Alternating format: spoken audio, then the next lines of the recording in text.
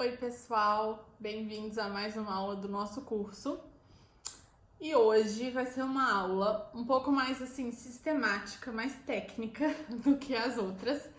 E eu quero sistematizar, dar uma resumida no que a gente já conversou até agora, não uma resumida no sentido de repetir o que já foi dito. Eu quero organizar o que já foi dito, transformando isso em quê? Ok, dito isso tudo, como fazer? Como ensinar? Como montar na prática uma aula, um encontro de catequese, um momento de ensino com meus filhos? Como fazer isso? Como dividir o tempo? Como falar? Como passar o conteúdo?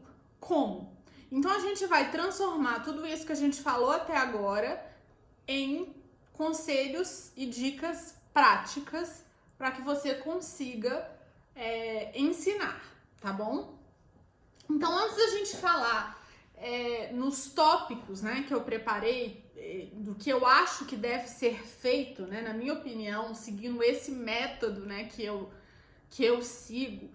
Antes da gente chegar nesses tópicos, eu quero então organizar isso que já foi dito. Até agora, o que a gente já conversou? Até agora, o que a gente já entendeu?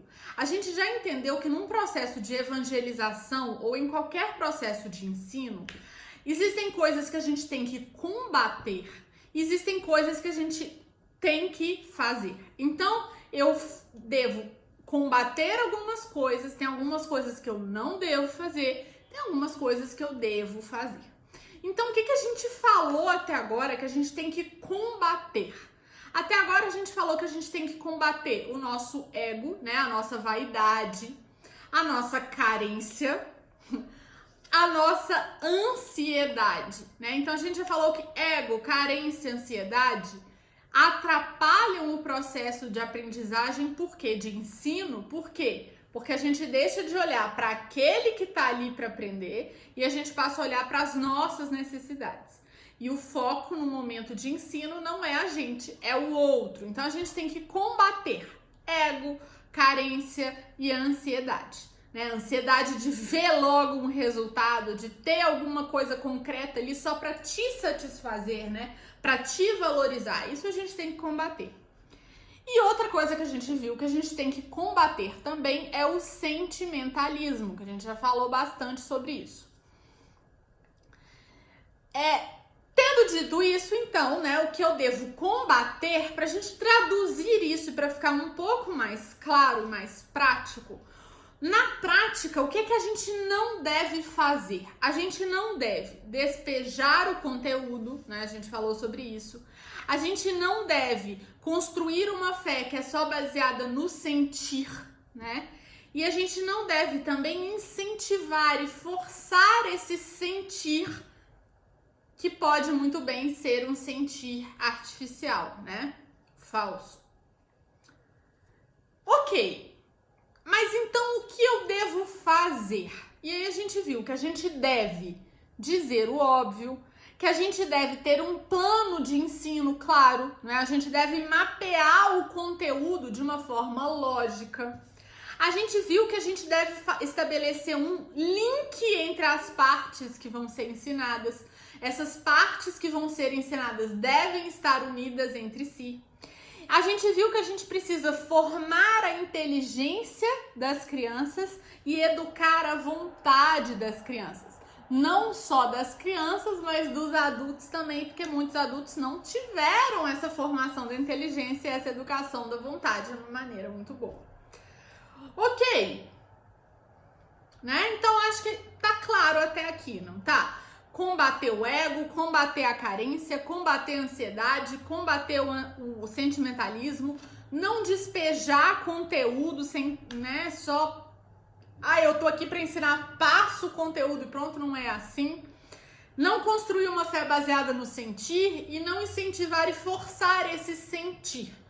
A gente tem que dizer o óbvio, ter um plano de ensino, né, a planta, a gente tem que fazer um link entre as partes, a gente tem que formar a inteligência, a gente tem que educar a vontade, tá? Ok.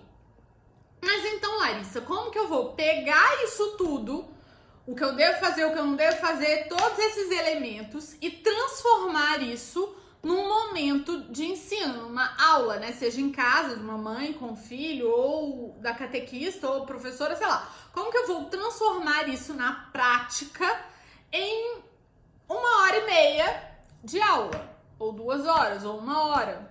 Como?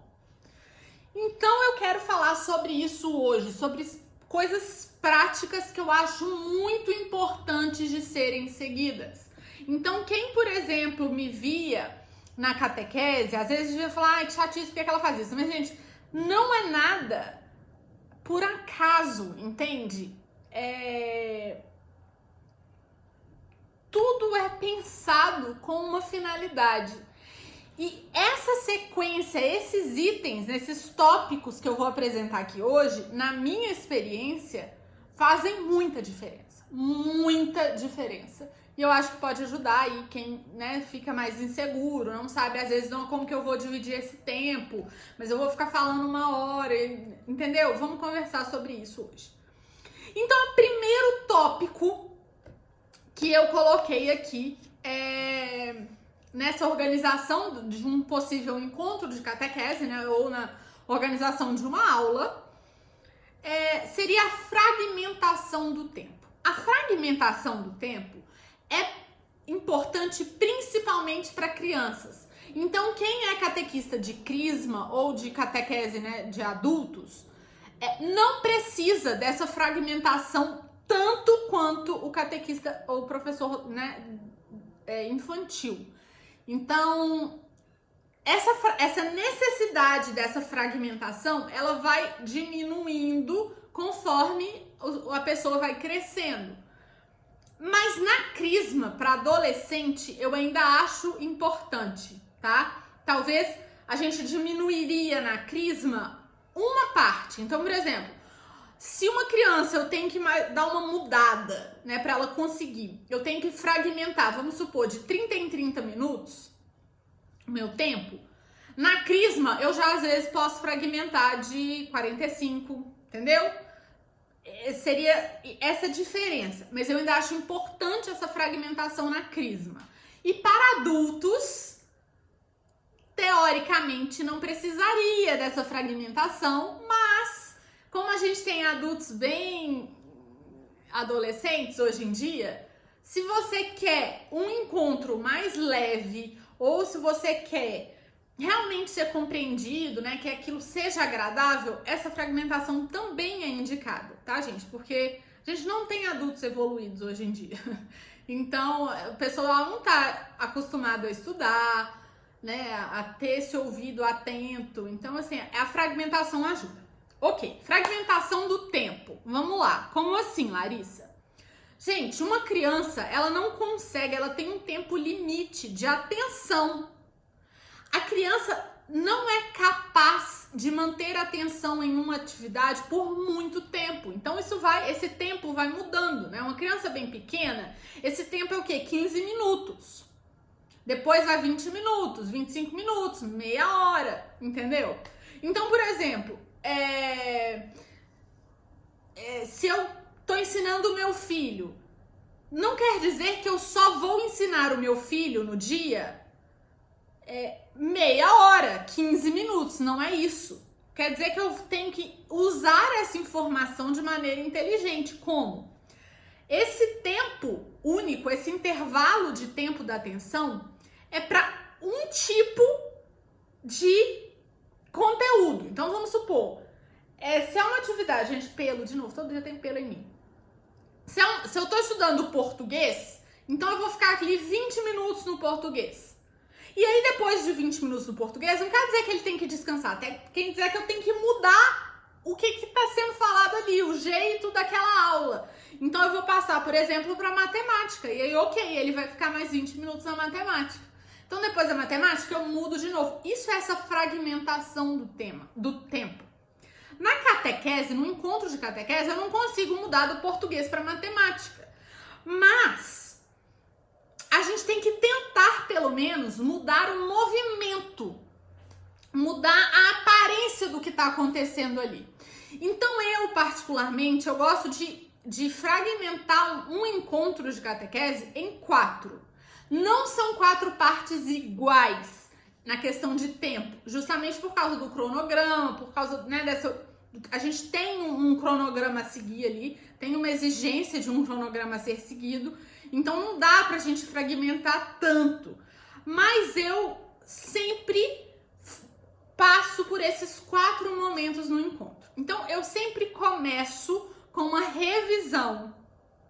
Depois eu passo para a parte do conteúdo. Depois uma fixação e depois a atividade.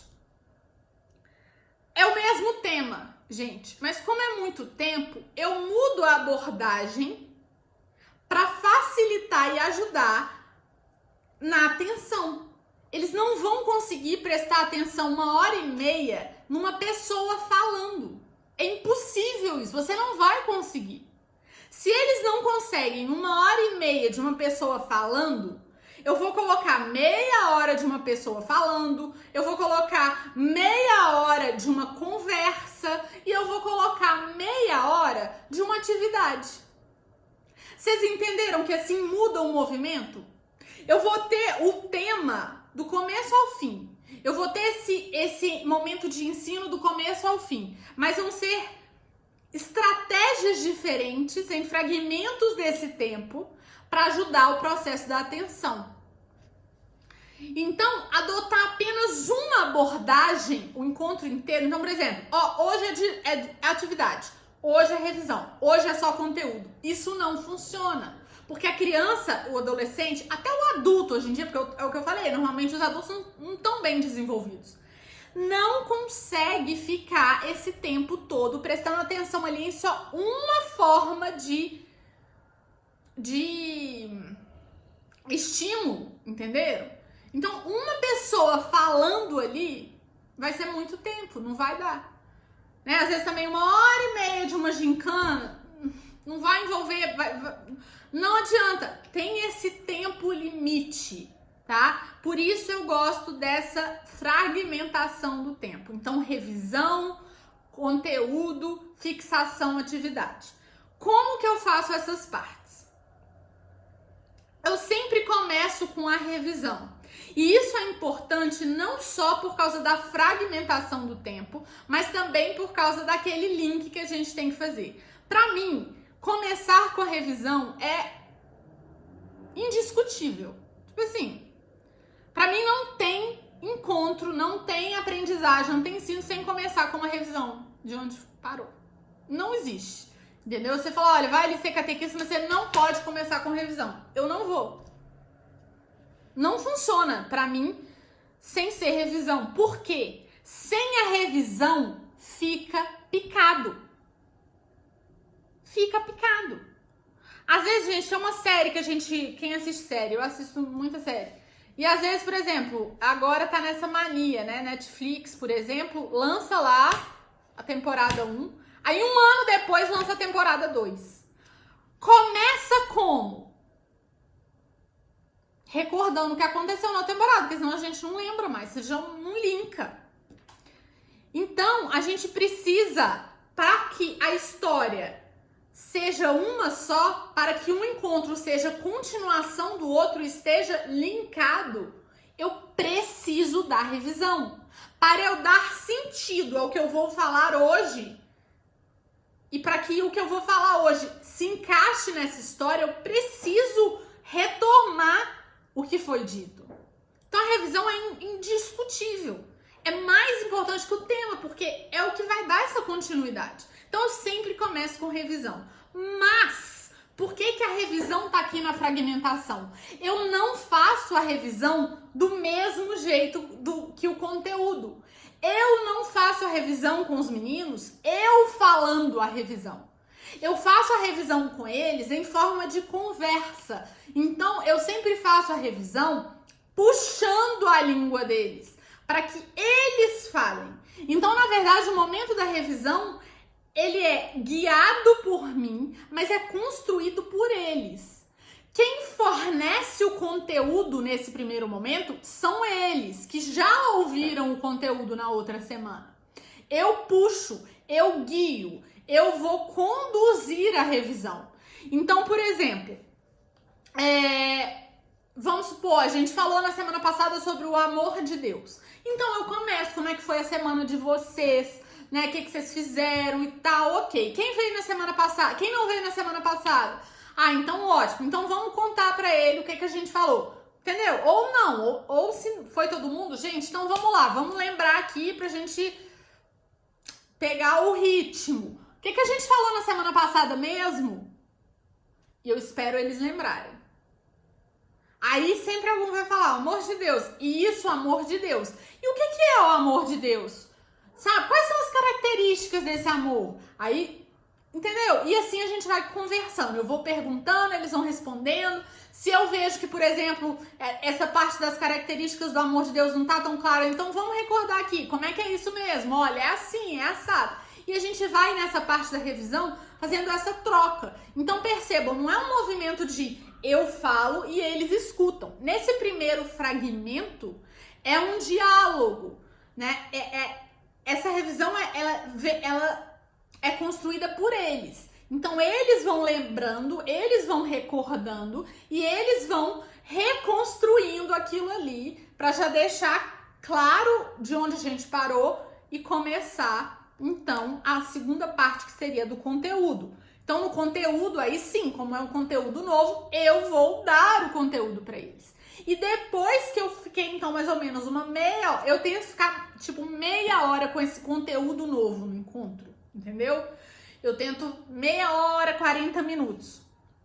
Porque mais que isso, eu falando, eu acho muito. E então eu tento uns 40 minutos no máximo. Eu sei que parece pouco, mas se você organiza o cronograma, gente, dá, sabe? E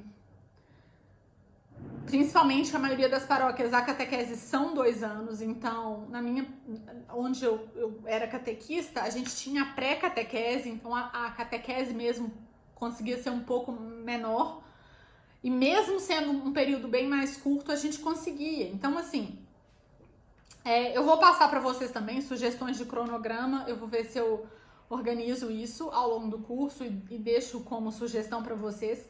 Mas, assim, não dá, sabe, pra gente ficar falando o tempo inteiro. A gente tem que ter essas estratégias, porque senão não funciona. Então, na hora do conteúdo, eu vou falar. E aí depois, eu nunca encerro, ok, foi isso por hoje. Não, gente, porque aí você só entregou. A repetição é tudo. A gente tem que repetir. Não adianta, é repetindo que aprende. Então, eu sempre retomo o que eu acabei de falar. Então, ok, então por hoje é isso. O que foi que a gente falou mesmo? E aí eu já faço essa fixação mais ou menos no mesmo formato daquela revisão. Como eu já falei ali, eu vou retomando pra gente finalizar com um resumão do que foi dito ali, já com a participação deles. Então o que foi que a gente falou hoje mesmo? Hoje a gente falou da criação. E quantos dias mesmo durou a narrativa do Gênesis 7? E o que Deus fez? E que dia que foi o homem? Fixação. Retomamos o conteúdo ali. Ok, então vamos para atividade. Atividade sempre são 5 minutos de atividade, mas tem ali um momento de atividade que também é fixação, entendeu? Então a primeira parte, 20 minutos já. Enfim, a primeira parte, e que eu acho muito importante é isso, essa fragmentação do tempo, tá? Segundo item, que eu já falei, acho que já posso até pular, né? Porque eu já falei muito extensamente dele aqui, é sempre começar então com uma revisão, né? Falei bastante aqui como que eu faço a revisão, por que eu acho que tem que começar com a revisão, né? Fora que a revisão é esse aquecimento, né, para o cérebro funcionar. Então, eles já começam a buscar ali o que eles já sabem e eles vão completar isso com o que eles vão ver no dia. Então, começar com a revisão também fundamental, gente, fundamental, tá? E faça desse momento da revisão ali uma coisa descontraída, de conversa, de puxar a língua mesmo, para eles estarem ali e para eles se sentirem parte daquilo ali. Eles não ali como ouvinte, eles participam da catequese, entenderam? E aí, né, o terceiro tópico, o terceiro item, que eu acho que já ficou claro também, é sempre emenda o conteúdo do dia na revisão. A revisão sempre tem que terminar para ser completada, entendeu? Pelo conteúdo do dia. Tem que ser tipo o encaixe perfeito ali. O final da revisão com o conteúdo do dia. Tem que ser tipo assim, é isso aqui que continua assim. Entendeu? Esse link é muito importante ser feito da revisão com o conteúdo, que já foi visto com o que vai ser visto hoje. E um exemplo que me veio na cabeça para esse link é, por exemplo, se eu te falar assim, olha, tem um desafio e o desafio é que você carregue um dia inteiro nas mãos, você não pode usar sacola, nada, nenhum recipiente, você não pode usar nenhum outro material para te ajudar, nada para te ajudar. Você só vai ter 1000 clips de papel, sabe? Clips. E você tem que carregar 1000 clips o dia inteiro sem perder nenhum. Vai ser fácil? Não vai ser fácil se você não unir um clipe ao outro. Porque não dá pra gente enganchar ali um clipe no outro. Você faz uma corrente de clipes. Se você fizer uma corrente de clipes, você vai perder algum? Não, você vai carregar os 1000 ali. Porque eles vão estar ligados um ao outro. Então, do mesmo jeito, se você não liga os encontros, eles se perdem. Se você não linka os conteúdos, eles se perdem. Mas se você linka os conteúdos, você carrega ele ali para sempre. Entendeu?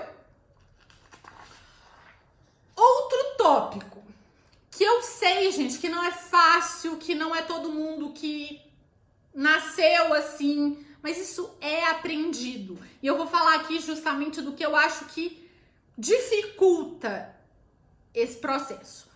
Esse tópico é ter fluência ao falar. Eu sei que o nervosismo atrapalha, eu sei que tem gente que não tem facilidade, eu sei, e tá tudo bem. Não é todo mundo igual, não é pra ser todo mundo igual, não é isso. Mas a fluência ao falar é muito essa segurança que é necessária. Gente, o que acontece? Essa fluência ao falar, ela pode ser traduzida... Deixa eu ver se tá gravando. Eu fico com medo de parar de gravar, eu estar aqui falando sozinho. Ela pode ser traduzida em saber mais do que vai ser dito ali. Então hoje eu vou falar sobre a criação, mas eu sei muito mais do que eu vou falar ali. Então eu vou falar isso aqui, né, sobre a criação. Eu tenho isso aqui pra falar, mas eu sei sobre a criação tudo isso, mas eu só vou falar isso aqui. Esse saber além do que vai ser dito é um fator bem importante para se ter fluência na fala. E outra coisa determinante para se ter fluência na fala é entender 100% o que você está falando.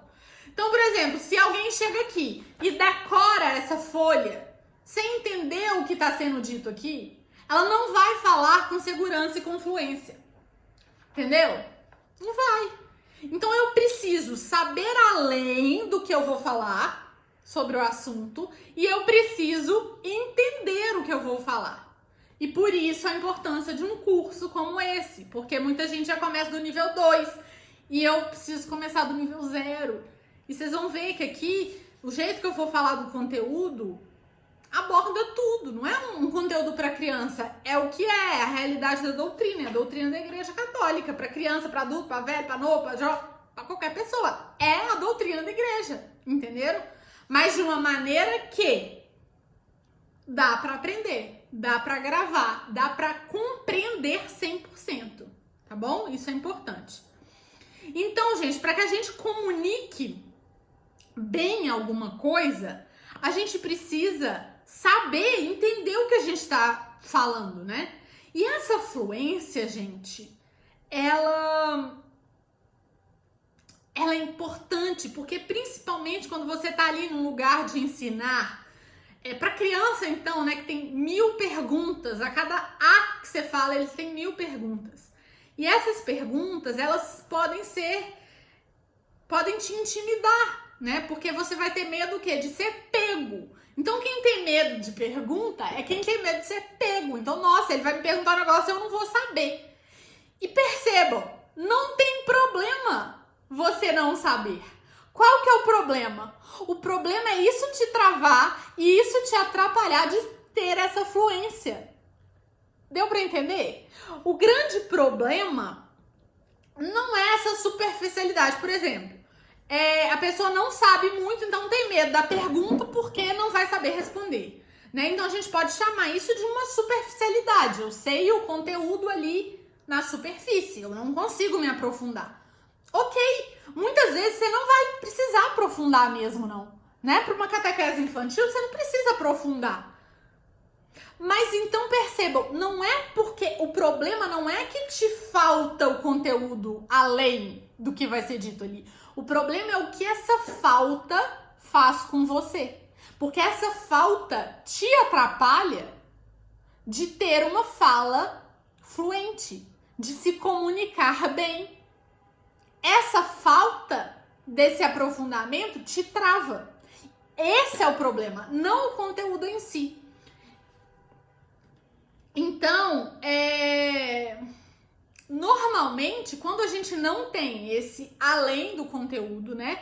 E quando a gente não tem esse entendimento total do que está sendo dito, a gente se torna ao ensinar, ao ocupar este lugar de comunicador, a gente se torna uma pessoa insegura, rígida, né, que não permite intervenções dos alunos, que tem medo das perguntas, que foca só em despejar o conteúdo ali. Por quê? Ela não vai conseguir ter essa espontaneidade que é necessária, tá? Então a segurança e o domínio do conteúdo, eles não servem só para que você consiga ensinar. Eles servem para te dar a segurança necessária para que você tenha essa desenvoltura que é importante. Para que você consiga estabelecer ali uma relação com os alunos, né? Que você consiga que aquele momento seja um momento espontâneo, que eles participem. Isso é segurança e o domínio do conteúdo que dão. Entenderam? Eu não sei se deu para entender bem, mas eu acho que deu. Outro item que tá aqui é falar com convicção. Gente, isso eu acho que se aplica a tudo, né? Mas normalmente um professor de matemática não é questionado por que o 2 mais 2 é igual a 4, né? O professor de ciências não é questionado, porque hoje em dia a ciência... Agora, o catequista é questionado, né? O professor de ensino religioso é questionado. E você, neste lugar de catequista, nesse lugar de evangelizador, você precisa falar com convicção. Então, esse é o próximo tópico. Falar com convicção. Porque, gente, esse tema, né, que é abordado, é um tema vivo. E por isso ele deve ser experimentado por quem fala. Ele deve ser vivido pelo evangelizador. Então, se você não confia na igreja, se você não tem certeza da sua fé, né, se você não conhece a Cristo, não catequize ninguém. Porque não basta decorar o conteúdo, você tem que ter convicção, porque o questionamento vem. Em algum momento você vai ter que olhar no olho de alguém e falar: por que você está duvidando? É assim, é real. A gente não está ali ensinando uma hipótese, a gente não está ali ensinando uma teoria. Não é teoria, não é hipótese, não é invenção, é real. E isso tem que ser passado, e isso só é passado quando você tem certeza da sua fé, quando você tem convicção do que você vive. Quem vive a fé, quem se relaciona com Cristo, não duvida. Gente, não duvida, não existe pra mim essa possibilidade nossa. Se eu morrer e não for verdade, aí não foi, mas se eu morrer e for verdade, eu não tenho. Não existe essa possibilidade pra mim. Porque eu me relaciono com ele, criatura. Eu tenho certeza da minha fé. Por quê? Porque eu vivo isso. É real. Eu experimento essa realidade. E isso também me dá segurança para olhar nos olhos de quem questiona e falar: vem cá, tem uma resposta. Sabe por quê? Porque não é invenção. É real. Não tem buraco na igreja, na doutrina da igreja. Sabe por quê? Porque não foi ninguém que inventou. Porque isso aqui é real.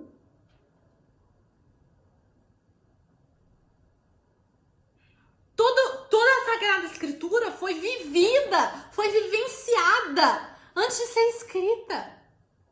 É real, é vida, é história de vida. Essa convicção é o testemunho do evangelizador. Precisa. Outro tópico é não ensinar de maneira fria, passiva. Vocês já podem ter percebido, né, que fria não é uma característica aqui dessa pessoa. Eu sei também que não é todo mundo que é assim, né, que fala igual eu. E eu realmente empolgo porque é muito amor, né? Mas, gente, eu não tô falando desse jeito de falar quando eu falo isso aqui, tá? Porque eu sei que cada um tem seu jeito e é isso mesmo. Não ensinar de maneira fria é no sentido de que esse momento de ensino não seja você falando e o povo assistindo. Então, que isso não seja uma coisa, né, passiva, que quem tá agindo ali é só você, o resto tá assistindo passivamente. Não faça isso. Então, como não fazer isso? Conte uma história, sabe? Assim, você não tá falando, tipo assim, gente, vamos conhecer Jesus, vamos saber da vida de Jesus. Que Jesus? Pra que eu quero saber da vida de alguém? Não distancie quem tá ouvindo do que tá sendo falado. Não é vamos saber sobre Jesus. Gente, por que Jesus é tão importante? Vamos conhecer essa história, porque daqui a pouco vocês vão entender que essa história diz respeito à sua vida, a você. Por que a gente tá vendo sobre Jesus? Porque ele tá te esperando. Porque ele te ama. Porque ele fez uma coisa absurda por você que você tem que saber. Para que você então decida como responder a essa declaração de amor que ele te fez. Envolva a criança, o adulto, o adolescente nisso que está sendo falado. Não é uma coisa alheia à vida dele. É a história da vida dele. É o que vai dar sentido à vida dele. Outra coisa, outra maneira de não ensinar de maneira fria, passiva, é o quê? Permitir a participação das crianças. Eu já incomodei muito a catequista, por quê? Tem hora que o povo acha que eu deixo as crianças bagunçarem. Não é isso, eu sou brava. Só que eu sei o meu objetivo ali. E se eu quero que elas aprendam, eu preciso deixar elas participarem. E criança participando faz um pouco de bagunça mesmo, mas a gente tem que saber, é o meu papel saber organizar a bagunça. Não queira criança robô diante de você. Não queira uma criança que vai ficar ali em silêncio. Se a criança tá ali em silêncio, ela não tá prestando atenção. Muito provavelmente ela não tá prestando atenção. Lógico que tem os que ficam, mas assim, é raro. Uma criança que tá envolvida, ela vai ter dúvida, ela vai ter pergunta, ela vai lembrar de um caso que ela vai querer contar. Isso é positivo. Se isso te atrapalha, se isso te incomoda, se isso te dificulta, o problema é seu. É a sua responsabilidade saber lidar com isso. Se você quer que ela entenda, você tem que deixar com que ela se envolva. Você pode falar, fulano, agora não é hora de pergunta? Pode, gente. Tem hora que eu falo, porque tem hora que não tem jeito, né? Tem hora que eu falo, gente, agora vai ter que ser só dúvida. Caso, agora não. Mas eu falo isso quando eu já deixei vários contarem seus casos. E aí eles falam dos avós, eles falam de coisas que eles viveram em casa. Olha como que esse contar caso das crianças É justamente porque esse link está acontecendo na cabeça deles. Se eles querem contar caso, é porque eles ouviram aquilo ali e isso fez sentido em alguma coisa que eles viveram. Eu preciso deixar eles participarem. E essa tem que ser uma competência sua. É problema seu. Faz dar certo. Tenha um limite, mas não feche essa porta. Não queira criança robô. Se a turma tá em silêncio, se não teve pergunta, se não teve interrupção, eu garanto que eles não prestaram atenção. Entendeu? Então, um pouco a gente tem que deixar, porque é positivo, tá? É positivo. Então, nunca, gente, devia ser crime um professor, um catequista ou um pai desprezar ou ignorar ou reprimir as perguntas das crianças. Gente, eu fico pra morrer quando alguém pergunta alguma coisa, a pessoa fala, não, fulano, isso não, agora não. Não faz isso. Se ela tá levando aquela pergunta ali, é porque ela tá precisando dessa peça pra montar o quebra-cabeça dela. Então, gente, se não dá pra resolver ali, fala, fulano, eu vou pessoalmente anotar essa sua pergunta aqui. E assim que der, eu volto nela e te explico isso aqui, pode ser? Se comprometa a você mesmo, fala, olha, eu valorizo a sua pergunta. Ela tá aqui. Isso às vezes pode ser até um meio de você falar, olha, eu vou... Por exemplo, eu tenho medo de pergunta, e se eu não souber responder? Se você não conseguir olhar para a criança e falar assim, fulano, eu não sei, às vezes nem é necessário. Você pode fazer isso, falar, fulano, eu vou anotar a sua pergunta aqui. Se eu for te responder agora, vai demorar demais, a gente vai fugir desse tema. Mas olha, isso não é importante agora, mas eu sei que isso é realmente importante para você e é importante que a gente responda essa pergunta aqui. Então eu vou anotar essa sua pergunta e assim que der, eu volto nela, pode ser? Com certeza ele vai falar que sim. Ele vai se sentir acolhido. Você vai ter tempo para pesquisar a resposta. Você volta naquilo ali. Perguntas não podem ser desprezadas. Se você não tem competência para responder, esse não é um problema. Isso não é motivo. Porque você pode pesquisar e voltar com essa resposta, tá bom? Outra coisa, gente, é usar bem da imaginação dos meninos. Então, criança tem uma imaginação, né? E você tem que usar isso a seu favor. Como? Ajude eles a imaginarem as cenas do que está sendo contado, entendeu? Porque a imaginar, por exemplo, o rosto de Jesus, o Rio Jordão, o barulho dos pássaros, o cheiro da casa de Nazaré. Quanto mais a gente ajuda eles a formar essas imagens dessas coisas, dessas cenas na cabeça deles, mais real isso fica para eles, mais perto deles essa história fica e mais eles vão gravar isso tudo que está sendo falado. E por fim, né, o último tópico que está aqui termine com um resumo e atividade para fixação, que é o que eu já falei lá no começo, que eu sempre termino então com esse resumo do dia, mais ou menos do mesmo jeito que eu faço a revisão, né? Então essa coisa mais dinâmica para eles construírem, eles me levarem essas respostas e falar, foi isso, né? Foi isso que a gente falou, é isso aqui, e por causa disso, e nanana. Eles vão trazendo isso. Então fazer esse resumão para fechar ali do que foi falado e repetir aquilo mais uma vez. Percebam que todas essas estratégias são de fixação, né? São de repetição. E funcionam. E depois a atividade. E aí na atividade é o momento que você vai ter ali. Lógico que nesse momento de conversa que você pergunta, né? Você já vê ali se eles estão sabendo, se eles prestaram atenção. Se você precisa voltar na semana que vem em algum tópico ou não. Mas a atividade também é esse meio. Tem menino que é calado, né? Que não responde. E na atividade é um jeito tanto de você fixar o conteúdo dali do dia e ver também se tá ok para todo mundo, né? E ele individualmente responder, esclarecer alguma questão. E é isso. Então, gente, Eu sei que, né, lógico que assim, não é um roteiro de um encontro, mas são pontos que eu acho fundamentais e que eu acho que fazem a diferença pra mim. Então, né, por que assim, a Larissa leva jeito e tal? Eu nasci dando aula pra boneca. Então, eu realmente acho que eu levo jeito sim, tá? Não tô falando de, sou muito boa, sou metida. Não é isso. Não é nesse sentido, tá? É só porque tem muita gente, mas eu não levo jeito pra isso.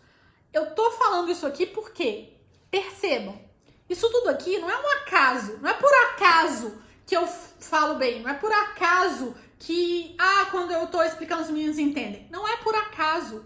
É porque eu percebo esses itens todos, eu percebo todos esses elementos e eu uso isso a meu favor. Então, se você não acha que você tem esse dom, o que eu tô falando aqui não precisa ter. Porque tem coisa, gente, que a gente tem gente que tem o dom, mas isso não significa que só quem tem o dom faz bem. Porque a maioria das coisas é treinável. Isso aqui é treinável, porque tem essas técnicas. Se você acha que você não leva tanto jeito para falar, mas você vai dividir o encontro, você vai trabalhar mais com essa questão das perguntas, você vai ligar uma coisa na outra, você vai ver que vai, tipo assim, ficar 100%. Então é treinável, é aprendível, entendeu? É treinável, dá para você desenvolver essa habilidade. Então não é questão de dom e deixa levar, não é assim. A gente tem que observar o que funciona, o que não funciona. E eu observo isso já há muito tempo. Foram muitas turmas que eu tive de catequese, muitas crianças, eu não sei nem fazer a conta, porque eu já fiquei com todas as idades por muitos anos e assim, foi muita criança. E por ano era 300 crianças na catequese, eu tinha pelo menos 3 turmas, eu ainda fazia, eu rodei demais na catequese.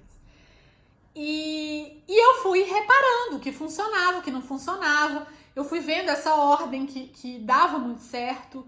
Então isso tudo aqui é para ajudar, é material para você construir o seu encontro, né? Tanto é que vocês vão ver, isso tudo que eu falei aqui, que eu acho necessário, não tem nada de material nisso aqui, né? Eu não falei que você vai precisar de um computador, de um PowerPoint, ou de coisas lúdicas, ou não tem nada material.